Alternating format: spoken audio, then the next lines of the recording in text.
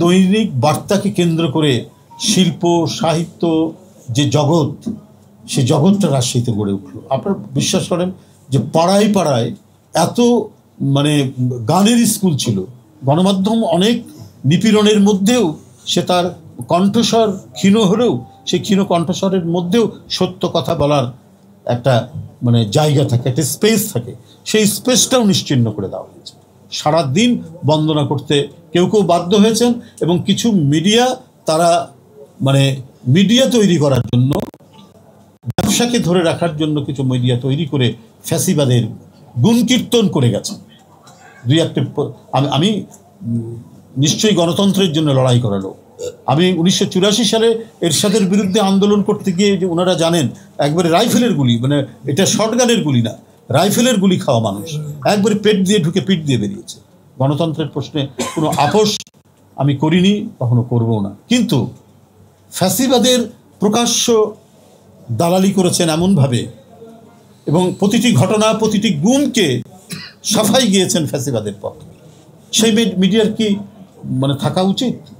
Hitler যে media দিয়ে কথা বলেছেন, যে মিডিয়া ছিল মানে হিটলারের গুণকীর্তনের জন্য, পরবর্তী পরিস্থিতিতে সেকেন্ড ওয়ার্ল্ড ওয়ারের পরে যখন শেষ হলো, সেই মিডিয়াকে কি আর কোনো প্রাধান্য দেওয়া হয়েছে? সেই মিডিয়াকে চালু রাখা হয়েছে? ফ্যাসিবাদের ইটালিতে এবং নাৎসিবাদের জার্মানিতে দেওয়া হয়নি, সেগুলো সব বন্ধ করে দেওয়া হচ্ছে। অন্য সব ক্ষেত্রে সোশ্যালিস্টদের, ডেমোক্র্যাটদের, সোশ্যাল ডেমোক্র্যাটদের প্রত্যেকেরই পত্রিকা স্বাধীনভাবে চলেছে। কিন্তু যে ফ্যাসিজম নির্দ্বিধায় তার নিজস্ব অস্তিত্ব টিকিয়ে রাখার জন্য লক্ষ লক্ষ মানুষকে পুড়িয়ে ফেলতে পারে, তার কোনো অবশিষ্টাংশ থাকা, তার কোনো রেসিডিউ থাকা, এটা একেবারেই অন্যটা মুছে ফেলে দেওয়া দরকার। শেখ হাসিনা যেখানে নিজে বলছেন যে হেলিকপ্টার থেকে বোম্বিং করতে, আপনাকে গত পরশু দিনের আপনার পত্রিকা দেখুন, যে কথোপকথন পত্রিকার মধ্যে আসছে, কি ভয়ঙ্কর ব্যাপার। সেই দেশের প্রধানমন্ত্রী এই দেশের শিশু সন্তান, কিশোর, তরুণ, তাদের মিছিলকে দমানোর জন্য তিনি হেলিকপ্টার থেকে বোম্বিং করার উপর পরামর্শ দিচ্ছেন। এবং তার যে নিরাপত্তা উপদেষ্টা মেজর জেনারেল তারেক, তিনি বলছেন, প্রধানমন্ত্রীকে পরামর্শ দিচ্ছেন যে কিছু লোককে মেরে ফেললে বোধহয় আন্দোলনের যে উত্তাপটা সেটা থেমে যাবে। এরাও তো এই দেশের লোক, যাদের মনোবৃত্তি এরকম, তাদের পক্ষে যে মিডিয়া কথা বলেছে, সেই মিডিয়া কি থাকা উচিত? সেটা কি বন্ধ করে দেওয়া উচিত না?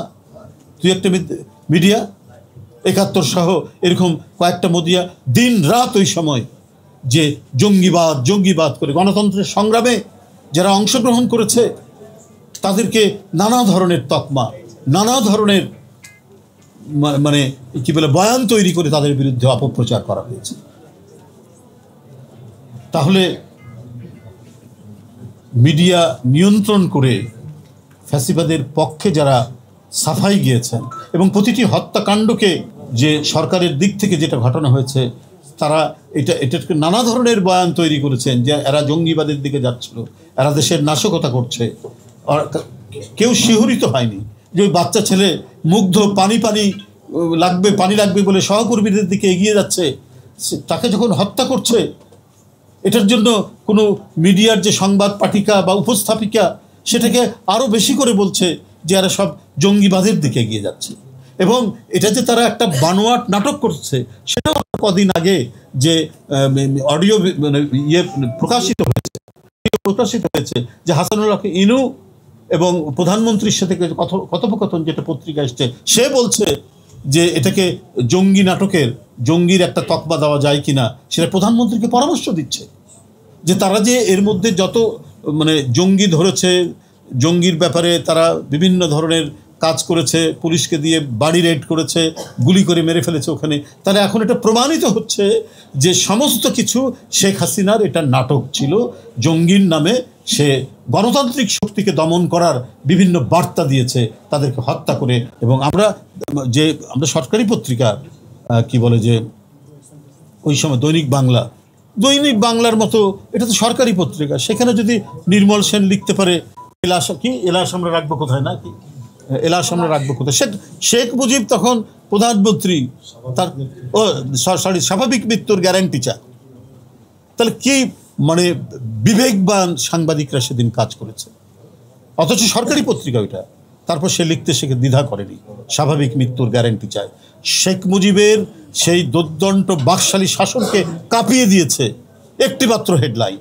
আমরা সেই মিডিয়ার দিকে ফিরে যেতে চাই, সেই কাণ্ডজ্ঞান সম্পন্ন যে শাসক নিষ্ঠুর হবে, যে শাসক তার ইচ্ছাকে বাস্তবায়ন করার জন্য নিজের দেশের সন্তানকে নির্বিচারে হত্যা করতে পারে, তার বিরুদ্ধে যে মিডিয়া, যে গণমাধ্যম, যে সাংবাদিক লিখবে, সেই হচ্ছে বিবেকবান সাংবাদিক।